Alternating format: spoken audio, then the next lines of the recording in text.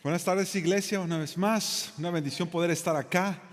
Qué bueno que has decidido pasar este domingo con nosotros. Sabes que para el cristiano el domingo es el día favorito de la semana.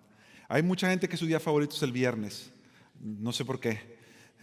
Pero para el creyente es el domingo, porque el domingo es cuando recordamos y celebramos la razón de la vida que tenemos hoy en Cristo Jesús. Así que si tú has decidido pasar este domingo acá con la iglesia del pueblo, gracias y felicidades, porque estás invirtiendo en tu vida. Y si tienes tu familia, ya estás trayendo a tu familia, estás invirtiendo en la vida de tus hijos también y de tu familia. Así que, bueno por eso.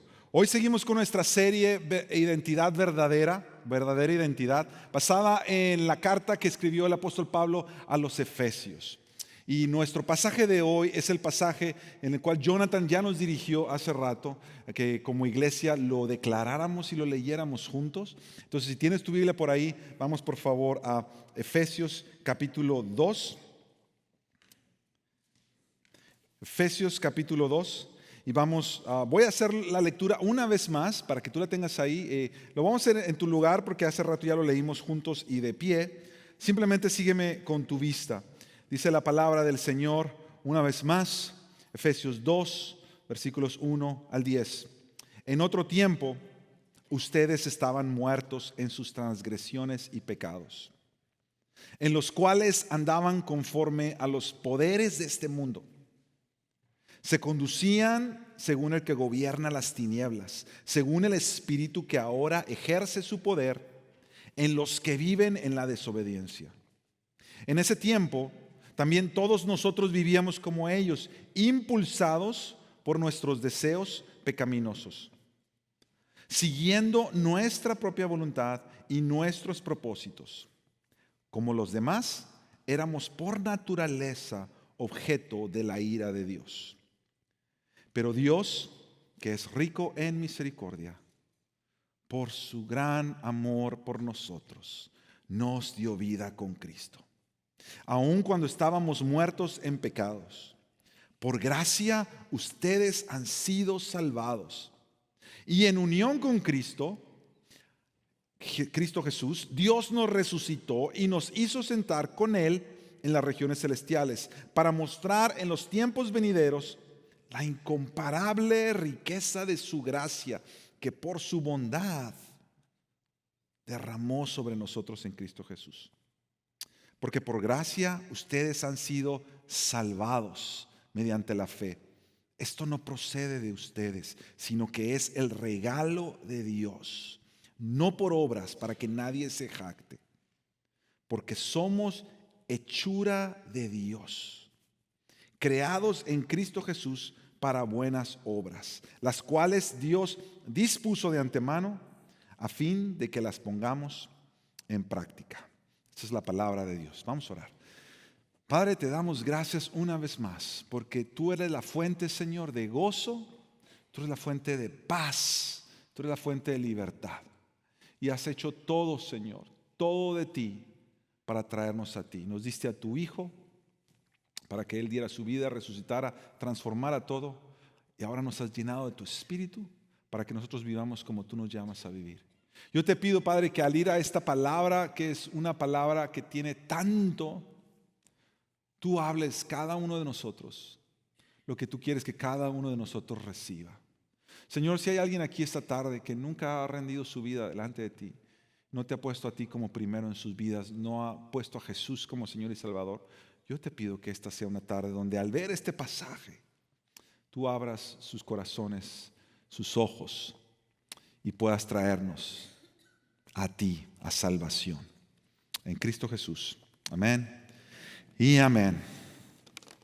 Como os decía, estamos en esta serie Verdadera Identidad que comenzamos hace ya un par de semanas atrás. El pastor Aníbal nos estuvo comenzando esta serie ya. Y parte de esta serie, algo que hemos querido enfatizar es que le hemos llamado verdadera identidad porque en realidad esta es una serie que habla de nuestra unión con Cristo.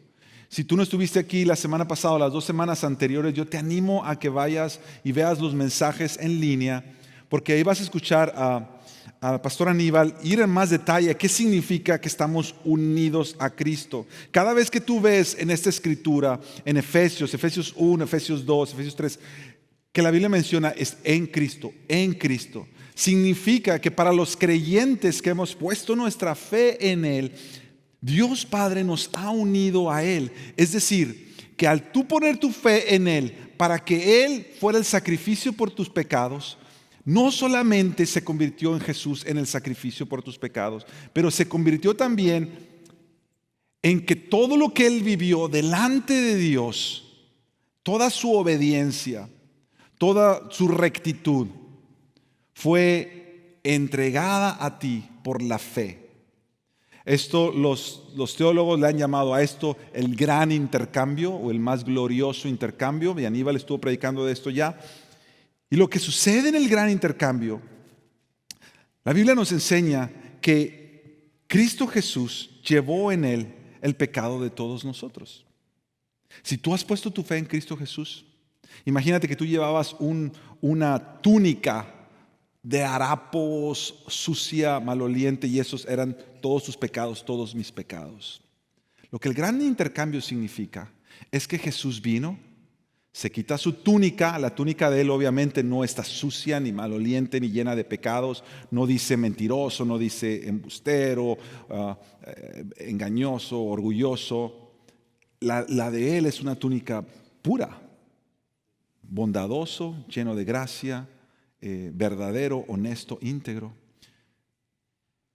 Cuando Jesús va a la cruz, imagínate que Él se quita la túnica de Él y fue contado como los pecadores, dice la Biblia. Él lo que hace es que viene contigo, te quita la tuya y se la pone Él.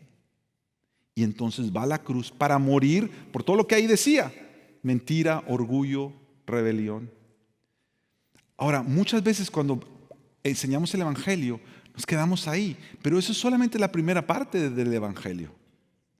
Porque el gran intercambio lo que significa es que no solamente Jesús tomó esa túnica sucia que tú llevabas y se la puso Él, pero que esa túnica que Él se quitó para ir a la cruz y morir por los pecadores, a todos que han puesto su fe en Cristo, te la pone a ti hoy. Y entonces tú has sido revestido de justicia, porque ahora todo lo que Jesús ganó con sus hechos, obediencia, perfección, bondad, se te acredita a ti por la fe en Cristo Jesús. Eso es lo que significa nuestra unión con Cristo. Nosotros recibimos todas las bendiciones que Jesús ganó, mientras que Él llevó todas nuestras carencias, maldiciones y castigos a la cruz. Siempre que tú lees en Cristo, eso es lo que significa, y esto lo comenzamos a ver hace 2 semanas. Nuestro mensaje de hoy entonces es: en Él, en Cristo, somos salvos. Y uno de los pasajes más hermosos para ver esta verdad es esta que tenemos hoy en Efesios 2 del 1 al 10. Mira, toda la Biblia es inspirada por Dios, ¿cierto? Toda la Biblia es palabra de Dios. Pero hay algunos pasajes que Dios en su sabiduría ha querido que es como que tiene la verdad como condensada. Haz de cuenta como cuando estás tomando un jugo bien rico y de repente te llega la fruta o la pulpa ahí. Y no solamente es el líquido, pero de pronto tienes más carne en el jugo. Algunos que tienen hambre ya les está dando ganas de ir por un jugo ahorita. Yo veo Efesios 2 así. O sea, toda la Biblia es Biblia y toda la Biblia es palabra de Dios. Pero hay unas partes que están tan condensada la verdad que está diciendo ahí, que cuando tú la tomas, mira, eso es como la pulpa. Y Efesios 2 es uno de esos pasajes. Al estar yo leyendo Efesios 2, yo me di cuenta de esto. Que Efesios 2 habla de la transformación más increíble que ha sucedido en toda la historia del universo. Y me hizo pensar en esto. ¿Cuántos de ustedes han visto o les gusta ver esos shows de televisión que ponen el antes y el después? Hay muchos tipos de esos shows. Uno de los más comunes es los de las casas, la transformación, the extreme makeover de una casa. Y estos shows lo que hacen es que llegan a una casa que estaba cayéndose y entonces traen a una serie de diseñadores y estos diseñadores empiezan a hacer todos sus diseños Y empiezan a traer todos los materiales de construcción y todo el show, lo que te van diciendo es todo lo que están construyendo. Y al final, hasta ponen un autobús ahí en medio para que nadie vea cómo quedó. Y entonces todos empiezan a decir que muevan el autobús. Y cuando mueven el autobús, sorpresa, ¿qué es lo que ven ahora? Una transformación. Ya no es la misma casita que se estaba cayendo. Ahora es una casota. Y a eso, mira, en español no tenemos como una buena frase para eso. En inglés se le llama makeover. Makeover. Y el diccionario en inglés-español a makeover le llama cambio de estilo o cambio de look. Pero makeover tiene todavía más, es más profundo lo que quiere decir en inglés, porque te está hablando de un makeover, o sea, que te cambiaron completamente. Hay shows de esos también donde no es casas, es gente, ¿verdad? Es gente que se viste de cierta manera y se creen que todavía se pueden vestir de alguna manera y entonces sus familiares, yo me acuerdo de uno que veíamos hace, no sé si todavía exista, que se llamaba What Not to Wear y era estos diseñadores que les llevaban ahí, las hijas a veces llevaban a las mamás porque las mamás todavía querían vestirse como jovencitas y como que ya no les iba, entonces la muchachita ahí toda apenada le decían, por favor enséñale a mi mamá a vestirse. Y entonces estos diseñadores hacían un montón de preguntas y entonces le empezaban a cambiar. Le empezaban a, mira, ahora tú tienes que vestirse esta ropa y esto es los colores que te combinan. Y siempre, siempre, lo típico de estos shows es que te ponen el antes y el después. ¿Ah?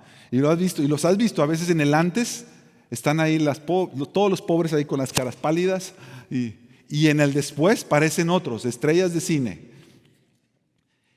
Mira, y esto tú lo puedes ver en todos lados en la cultura. Igual en los programas de cocina, lo mismo. No tenían nada o solamente tienen ingredientes y después al final terminan con unos manjares y unas delicias. Carros, hay shows de esos de carros que llevan un carro ahí, una carcachita. Y bueno, no sé si le llaman yo soy de México, entonces en México le llaman carcachitas a los carros que se están desbaratando. Y de pronto te das en un carrazo último modelo. Mira, y no quiero alargar la ilustración, pero lo que sí me llama la atención es que esto está por todos lados. Pareciera que nosotros tenemos como una fascinación del antes y el después. ¿A poco no tú te has puesto a ver uno de esos shows y uy, si a mí me hicieran un día uno de esos, que me regalaran todo ese dinero para cambiar todo mi guardarropa? Yo creo que en el corazón de todos nosotros tenemos un anhelo por transformación profunda. Esos shows lo que nos indican es una transformación leve y externa, pero en el corazón del hombre siempre hay un anhelo por transformación profunda. Ahora, Efesios 2, a mi entender, es el lugar donde uno puede ver la transformación más gloriosa de todos. Es el makeover más glorioso del universo. Sucede en Efesios 2 y es lo que vamos a ver esta tarde. Entonces vamos a hacerle 3 preguntas al texto. Las 3 preguntas que le vamos a hacer acerca de somos salvos en Cristo es: número 1, ¿de qué somos salvos? Número 2, ¿cómo es que somos salvos? Y número 3, ¿para qué somos salvos? Y al ir sobre estas 3 preguntas nos va a ayudar a acercarnos al texto. Vamos a ver lo primero, ¿de qué somos salvos? Desde el comienzo en el versículo 1, el apóstol Pablo empieza a decir que en otro tiempo, recuerda que él está escribiendo a creyentes, y él les está diciendo a ustedes, creyentes, a la iglesia, en otro tiempo, y empieza a describirles el antes de la película o del show, antes del makeover. Ustedes antes, y empieza siendo bien directo, ustedes estaban muertos. Estaban muertos.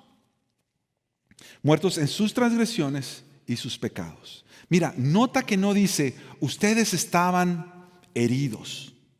No dice ustedes estaban caídos. No dice ustedes necesitaban ayuda y vino Dios y los ayudó para que fueran mejores.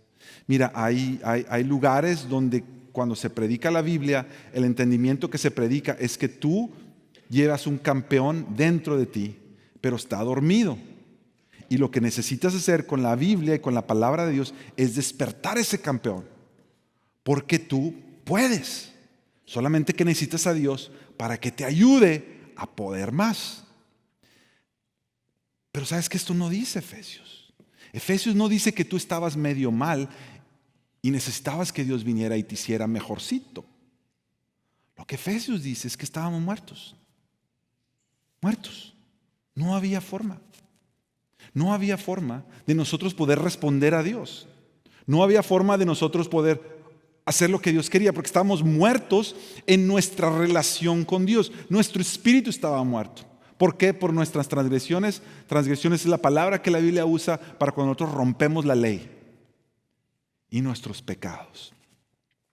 Y ya desde aquí empieza a describirte cuál era nuestra condición. Ahora, Pablo entonces va a describir que al estar en esta condición de muertos, había tres poderes que nos controlaban. Y estos tres poderes son el mundo, el diablo y la carne.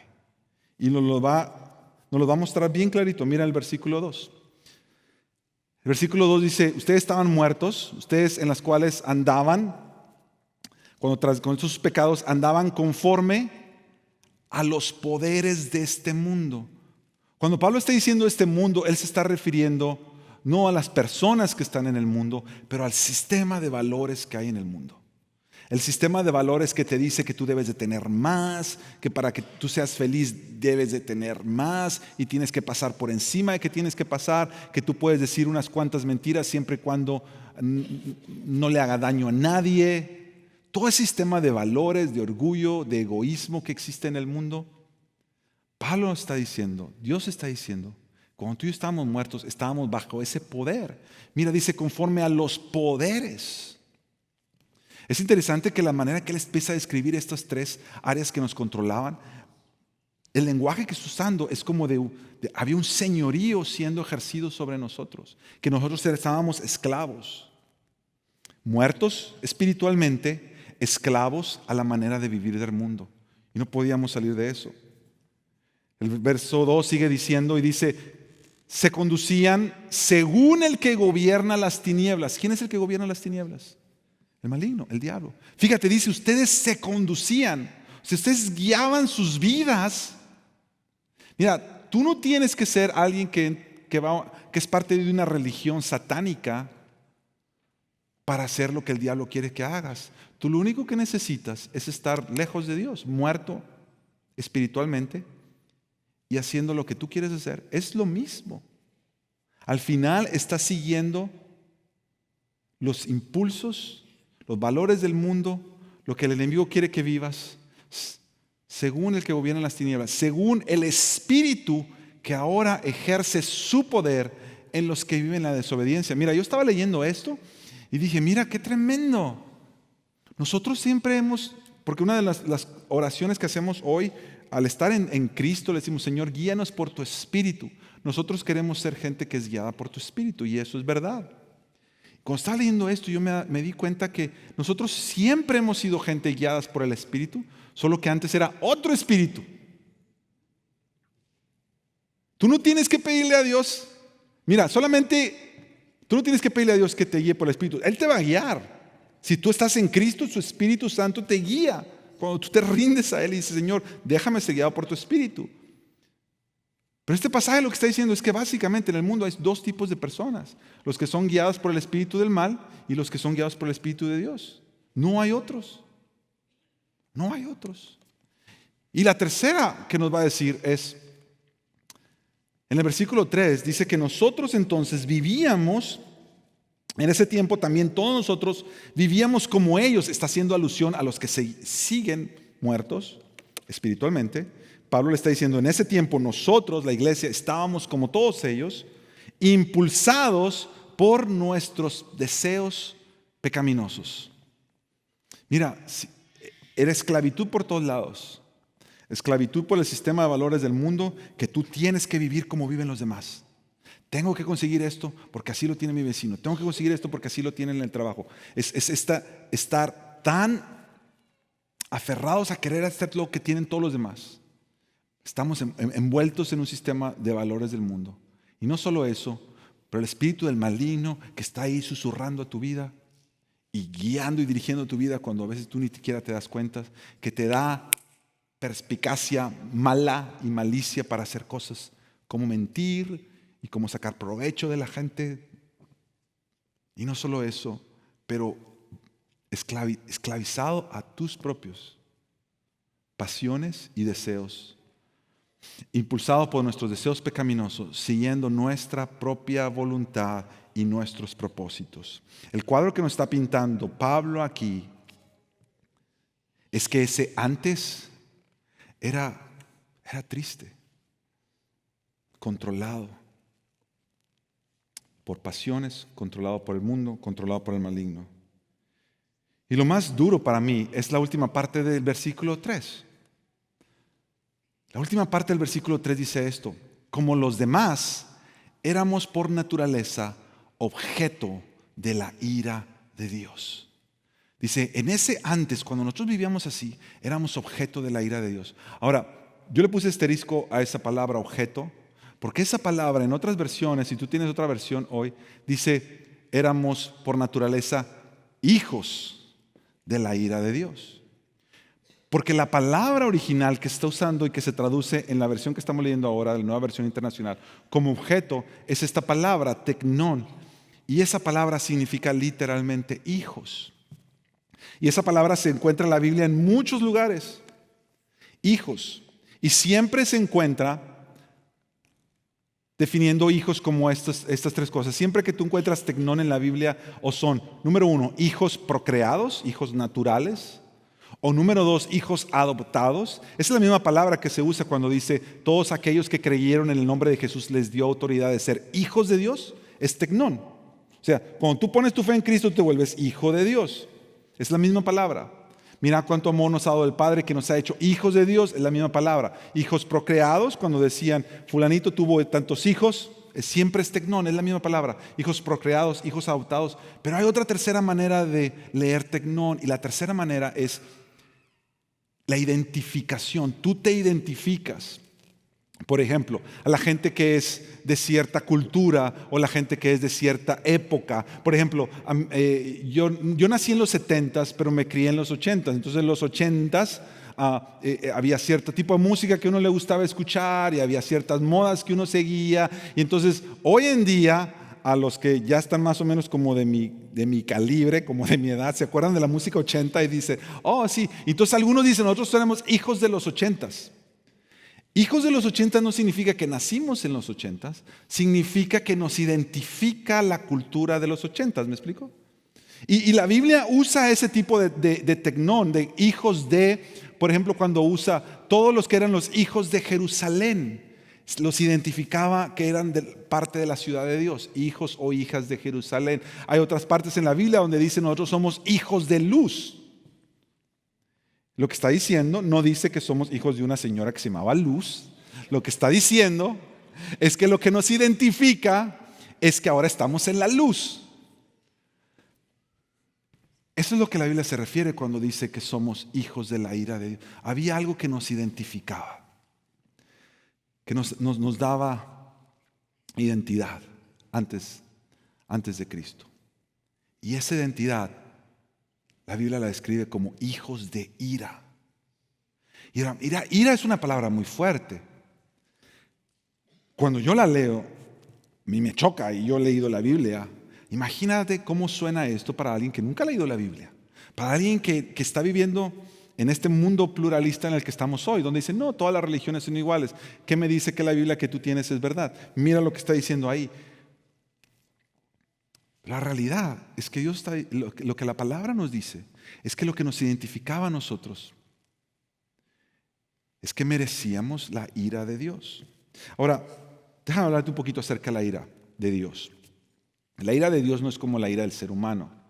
La ira del ser humano siempre es cuando alguien te saca de quicio, cuando alguien te desespera. Y muchas veces nuestra ira, cuando no es una ira correcta, está basada en el egoísmo. Me sacaste de lo que yo no quiero que me saques. No estoy pensando en los demás, no estoy pensando, cuando dicen que alguien es iracundo, es porque te movieron el tapete y no te gustó. Y sale algo de ti. El león, o el indio, o el genio, como le llames. La ira. Ahora, déjame ponértelo de esta manera. La ira de Dios. Nosotros sabemos que Dios no hace nada a medias, ¿cierto? Todo lo que Dios hace lo hace perfecto, ¿cierto? Entonces, cuando Dios ama, ¿cómo ama? Perfectamente. Cuando Dios ama perfectamente, Dios odia perfectamente. Ahora, porque para amar perfectamente tienes que odiar perfectamente, ¿cierto? Para amar perfectamente a los que quieres amar y cuidar, tienes que odiar las cosas malas que vienen contra los que amas, ¿cierto? Y es perfecto, Dios no se equivoca en eso. Cuando Dios ama, ama perfectamente. Cuando Dios odia, odia perfectamente. Cuando Dios muestra su santidad, mira, cuando Dios muestra su santidad, que es algo bueno completamente de Él, es tan perfecto que el profeta Isaías narra una ocasión en que él es confrontado con la santidad de Dios. Mira, la santidad de Dios es la pureza de Dios. Isaías es confrontado con la pureza de Dios y lo que quiere hacer es morirse. Porque esa pureza lo confronta con la realidad de su corazón y dice, Dios mío, me voy a morir. Por tanta santidad y tanta pureza. Y eso estamos hablando de la santidad. Él es perfectamente santo. Si Dios es perfectamente amoroso y muestra su amor perfectamente, y es perfectamente santo y muestra su amor, ¿tú te imaginas cuando Dios desaprueba algo? ¿Cómo se siente eso? Mira, si Dios es tan perfecto, solamente Dios tiene que hacer así, mira. Esa desaprobación, nosotros como seres humanos, que somos tan limitados, y Él es tan perfecto, esa desaprobación que es justa, es una indignación justa y santa. Él te dijo que hicieras lo bueno, nosotros hicimos lo malo, y si Él hace, para nosotros, eso es la ira, porque es tan perfecto, que simplemente la desaprobación de Dios se siente como la ira y la indignación pura de un Dios bueno y justo. Eso es lo que dice la Biblia que éramos nosotros. Estábamos identificados ante esta ira, esta desaprobación de Dios. El panorama no se veía muy bien. Estos 3 primeros versículos de Efesios 2 muestran un panorama duro. Por eso necesitamos seguir leyendo. Gloria a Dios por el versículo 4. ¿Cómo somos salvos? Mire el versículo 4. Comienza. Pero Dios. Alguien ha dicho, los estudiosos de la Biblia, que ese pero es uno de los peros más gloriosos que hay. Porque ese pero marca un antes y un después. Dice, nosotros merecíamos esto, éramos muertos, pero Dios, que es rico en misericordia, por su gran amor por nosotros, nos dio vida con Cristo, aun cuando estábamos muertos en pecados. Y sigue diciendo, por gracia, ustedes han sido salvados. Y en unión con Cristo Jesús, Dios nos resucitó y nos hizo sentar con Él en las regiones celestiales para mostrar en los tiempos venideros la incomparable riqueza de su gracia, que por su bondad derramó sobre nosotros en Cristo Jesús. El próximo verso dice, dejémoslo ahí en el 7, ahorita les voy a mostrar lo que tiene el 4 otra vez. ¿Se acuerdan en la ilustración del antes y el después y de los makeovers? Cuando tú vas a hacer makeover, lo que tú necesitas, por un lado, son los elementos que vas a usar para traer esta transformación. Y por otro lado, cómo vas a usar esos elementos y cómo los vas a aplicar para que la transformación se dé, ¿cierto? Si alguien te está haciendo un makeover del look y te están cambiando el look, alguien necesita tener los colores y el maquillaje y la ropa y todas las cosas nuevas que te van a poner, y luego de eso te lo van a poner sobre ti. Yo quiero volver a leer estos versículos. Los amarillos te los estoy poniendo como qué es lo que Dios puso de Él para poder nosotros transformar, y lo que estoy poniendo en el otro color es cómo Él lo aplicó en nosotros. Mira, vamos a verlo otra vez. Pero Dios, ¿qué puso Dios de Él? Su misericordia. Rico en misericordia. ¿Qué más puso Dios? Su gran amor por nosotros. Haz de cuenta que en vez de tener ahí los colores y el make-up, Dios tenía ahí gran misericordia, tenía gran amor. Y entonces te lo aplicó a ti. Y te dice, nos dio vida con Cristo. Aun cuando nosotros estábamos muertos, aun cuando nosotros ya nadie daba nada por nosotros. Por gracia. Él trajo su gracia. Él puso de su gracia para que eso fuera parte de la transformación. Y dice, y en unión con Cristo Jesús, Dios nos resucitó. Es la manera en que Él lo empieza a aplicar en nosotros. Nos une a Cristo Jesús y luego nos resucita con Cristo Jesús. Y no solo eso, pero nos hace sentar en los lugares celestiales con Él en Cristo Jesús, para que mostremos la incomparable riqueza de su gracia, que su bondad, Él pone de su bondad.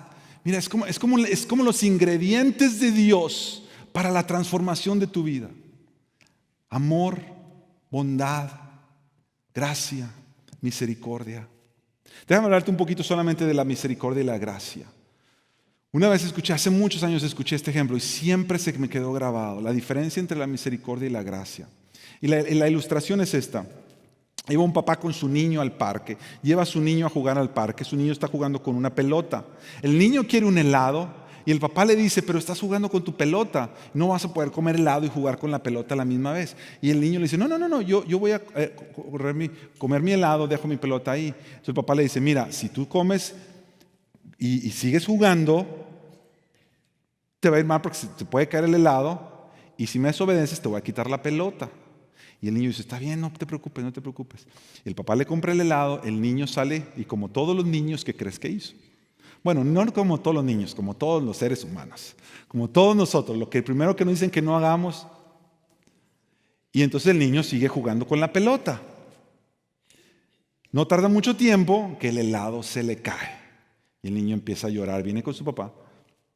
El papá le dice, ¿qué pasó? Y el niño le dice, pues es que se me cayó. Mira, el papá ya le había dicho, si tú me desobedeces hay una consecuencia para ti, es un castigo. Y el castigo es quitarte la pelota. Pero el papá quiere mostrar misericordia. Misericordia significa no darte lo que te mereces. Él se merece que se lo quiten.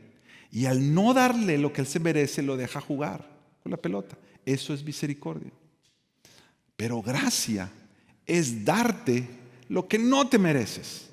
Si la misericordia es, está bien, te dejo tu pelota, no te la quito. Gracia es abrazar al niño, llevarlo donde está el Señor de los helados y comprarle otro helado. Una cosa es no darte lo que te merecías. Otra cosa es darte lo que no te merecías. Eso es misericordia y eso es gracia. Y lo que la palabra de Dios dice aquí es que al Dios querer hacer esta transformación en nosotros, Él está poniendo su gracia y Él está poniendo su misericordia. Y Él está diciendo que por esa gracia, Él va a decir más adelante que por gracia recibimos esta transformación. Por gracia tú eres salvo. Por gracia tú eres salvo. Por gracia tú tienes acceso a esta vida que Dios está haciendo, esta vida nueva en ti. Por su gracia. Mira este versículo, el 6. Por su gracia, Él nos hizo sentar con Él, con Cristo Jesús, en las regiones celestiales. Quiero hablar un poquito de eso. Pudiéramos hablar de que Él nos unió a Cristo y nos dio vida. Pudiéramos hablar que Él nos resucitó con Cristo, porque todas estas cosas están pasando. Y todo esto es parte de lo que le costó a Dios que tú y yo fuéramos salvos. Desde que Jesús naciera, desde que Jesús viviera una vida perfecta, que Jesús muriera, Jesús resucitara, Jesús ascendiera a los cielos. Todo eso es parte de lo que Dios estaba haciendo por gracia para nosotros, para que estuviéramos con Él. Ahora quiero hacer énfasis en esta parte de nos hizo sentar con Él en las regiones celestiales. Porque cuando nosotros pensamos en eso decimos, bueno, ¿qué significa eso? Si yo sigo viviendo mi vida, ¿cómo dice la Biblia que yo estoy sentado con Cristo? Si estoy en unión con Cristo, bueno, yo entiendo, Él me salvó, ya no estoy muerto, tengo vida.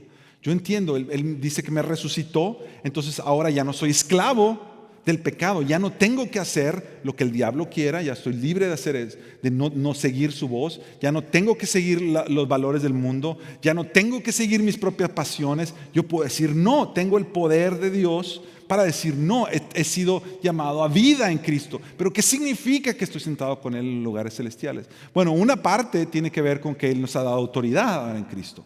tenemos autoridad. Pero el otro lado que quisiera hacer énfasis es que no solamente es autoridad. Mira,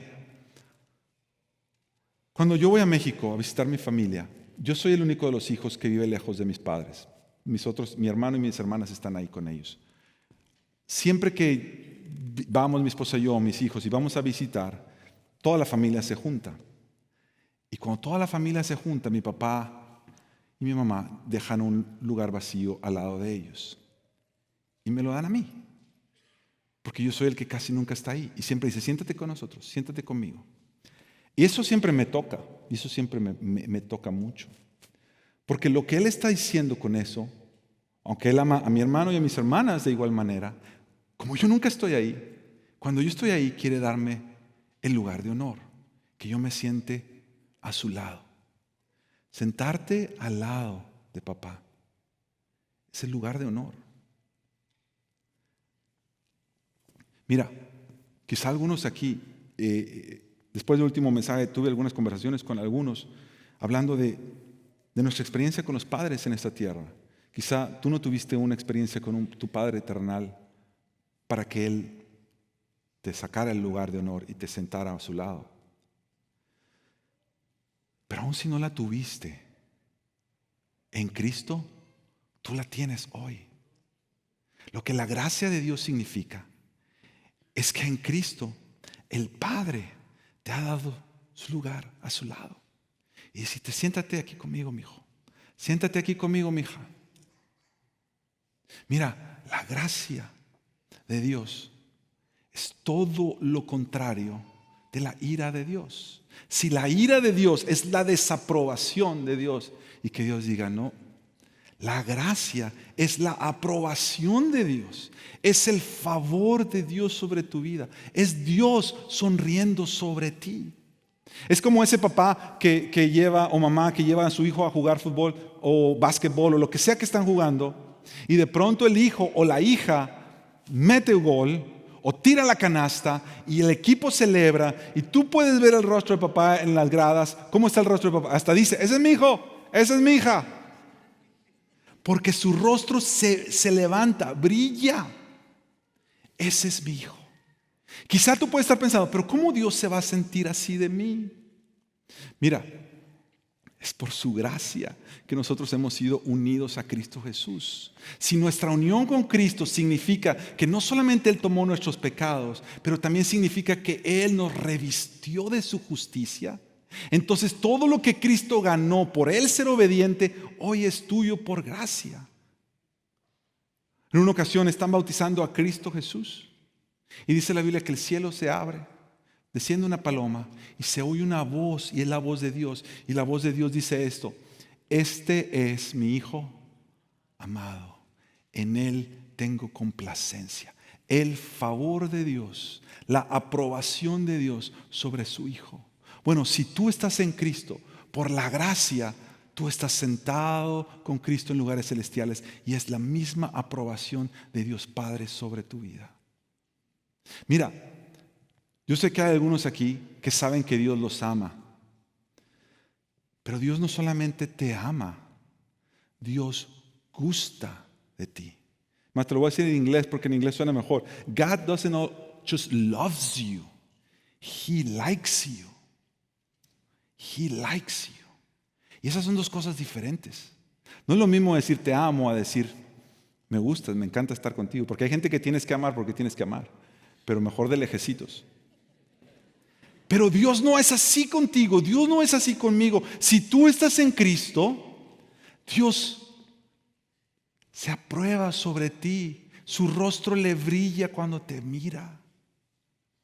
Como si tú hubieras metido el gol, que no metiste porque Cristo lo metió, pero sobre ti esa sonrisa brilla. Eso es lo que nosotros hacemos cada que terminamos los servicios y damos la bendición. Dice que el Señor haga resplandecer su rostro sobre ti. Eso significa que Dios sonría sobre tu vida, que Dios apruebe todo lo que hagas y te mire con agrado. Por eso es importante esa bendición. Mira, a veces que termina el servicio y uno sale corriendo. Bueno, a lo mejor no tienes que ir a trabajar. Si tienes que ir a trabajar está bien. Pero si nada más quieres ir para que no se haga mucho tráfico en el estacionamiento, no hagas eso. Tú quieres quedarte a escuchar esas palabras. Que el Señor te bendiga, que su rostro siga brillando sobre ti. Porque si no hubiera sido por gracia, si no hubiera sido por esa gracia que Él derramó en nosotros, nosotros seguiríamos siendo hijos de ira, hijos de la desaprobación. Dios seguiría viendo nuestra vida y diciendo, este muchacho, esta muchacha no entiende. Y a veces tú te sientes como que tus acciones hacen eso. Y es el Espíritu Santo trayéndote convicción de decir, tú ya no tienes que comportarte así. Tú ya no estás esclavo a esa vida. Tú ya no tienes que decirle sí a tus apetitos. Tú ya no tienes que decirle sí a la corriente del mundo. Tú ya no tienes que decirle sí a la influencia del maligno. Tú eres libre. Ya has recibido gracia de Dios. Mira, quiero terminar con esto porque nos falta el último punto. Y no podemos perdernos esto. ¿Para qué somos salvos? El verso 10 dice esto. Porque somos hechura de Dios. Tienes que escuchar esto. Esta palabra, hechura de Dios, creados en Cristo Jesús para buenas obras. La palabra hechura en el griego es la palabra poiema. Y es la palabra de donde de latín nosotros recibimos la palabra poema. Porque hechura significa literalmente una obra creada. Y más específicamente significa una obra de arte. En la antigüedad, no solamente los poemas o la poesía era poema, todo era poema. Si tú hacías una escultura, eso era un poema. Si tú hacías una pintura, si tú hacías, todo eso era poema, era una obra hecha con tus manos y más específicamente una obra de arte. Dios está diciendo en su palabra que nosotros somos hechura de Dios. Mira cómo lo traduce la Nueva Traducción Viviente. La Nueva Traducción Viviente literalmente lo puso así: pues somos la obra maestra de Dios. Él nos creó en Cristo Jesús como su obra maestra. Lo que está diciendo estos versículos es que todo lo que estaba antes, todo lo que estaba muerto, todo lo que no servía, todo lo que estaba bajo el poder de las tinieblas del mundo y del diablo, ahora ha sido transformado. Por eso ese es el más grande de los makeovers. Ahora lo que está de este lado es la obra maestra de Dios. Dios tomó un muerto y lo transformó en uno de sus hijos, en una de sus hijas. Y ese eres tú. Y no solamente eso, el versículo, mira, déjame antes de leerte el versículo. El pastor Ken Hughes en su comentario de Efesios dice que a nosotros ser la obra maestra de Dios es como que Él nos transformó del infierno al cielo, nos llevó de las tinieblas a la luz, de la esclavitud a la libertad, de la desesperación a la esperanza, de la ira a la gloria, de la muerte a la vida. Eso es lo que Dios ha hecho en nosotros, como obras de arte. Así como cuando terminan el makeover y está la mujer o el hombre que nadie los reconoce, y cuando la gente los mire dice, wow, qué hermoso, qué hermosa. ¿Tú sabes cómo se sentirá la persona que está al lado, que es lo que hizo toda esa magia? Bueno, no magia, pero toda esa su experiencia en transformar a este hombre o a esta mujer. Cuando alguien le dice, qué hermoso, qué hermosa, ¿cómo se siente esa persona? Recibe el honor que cuando otra gente mira a no le están diciendo nada de él o de ella, pero es cuando miran a la persona que ha sido transformada, que dicen, wow, qué cosa más tremenda. Eso es lo que Dios está haciendo en su iglesia. Mira, dice que nosotros fuimos creados en Cristo Jesús para buenas obras, las cuales Dios dispuso de antemano a fin de que las pongamos en práctica. Es decir, que si nosotros antes vivíamos de esta manera, ahora Dios ha revertido todo y nos ha hecho vivir ahora de otra manera. Que cuando tú vives la vida en Cristo, cuando tú sabes que tú eres un recipiente de la gracia, tú eres un hijo de la gracia, no un hijo de la ira, tu vida misma a los demás muestra la belleza de Dios. Muestra la belleza de Dios. Voy a terminar con este versículo, el 7, regresándonos. Dice que Él hizo todo esto para mostrar. Dios hizo esta obra de salvación para mostrar en los tiempos venideros la incomparable riqueza de su gracia que por su bondad derramó sobre nosotros en Cristo. Mira, a Cristo Jesús le costó todo de Él. por hacerte un hijo, una hija de la gracia de Dios. Pero dice la palabra de Dios en Isaías que Él verá todo eso, verá el fruto de su aflicción y quedará satisfecho. Porque ahora, cuando Él te mira a ti, es la réplica de lo que Él hizo. Nosotros estamos siendo conformados a la imagen de Cristo Jesús. Y cuando Dios te ve, Dios mira un trofeo de su gracia. Dios mira una evidencia de su gracia. Y Él dice, ese es mi hijo, esa es mi hija. Ahí van por la vida alumbrando las riquezas de la gracia que yo he mostrado sobre ellos. Vamos a orar. Padre, te damos gracias por esta gracia tan gloriosa que tú has mostrado a nosotros en Cristo Jesús. Señor, ¿cómo nosotros somos capaces de merecer tanta bondad, tanta gracia, tanta misericordia? Señor, si no fuera porque tú quisiste mostrarlo, si no fuera porque tú dijiste pero, y nos fuiste a sacar de nuestra muerte, del valle de la muerte mismo, te metiste tú, Señor Jesús, para sacarnos de ahí. Cuando tú nos veías antes, veías, como decía el profeta, un valle de huesos secos, muertos, no había vida, estábamos muertos en nuestros pecados. Y así como tú le dijiste al profeta, da la palabra para que esos huesos se junten cada uno, para que esos huesos vivan. Señor, te damos gracias porque Cristo Jesús fue el profeta de todos los profetas. Él mismo era la palabra de Dios que vino y se extendió sobre todo este valle de huesos secos para dar vida donde había muerte. Y no solamente dar vida, pero levantar de ahí un ejército, hombres y mujeres que hoy vivan para su gloria, mostrando en ellos la belleza de la gracia. Señor, haz tu obra en nuestros corazones. Enséñanos y recuérdanos esta verdad cuando nosotros nos miramos al espejo y nos sentimos que las cosas no marchan bien, que no estoy como quisiera y me desanimo, Señor, o tropiezo.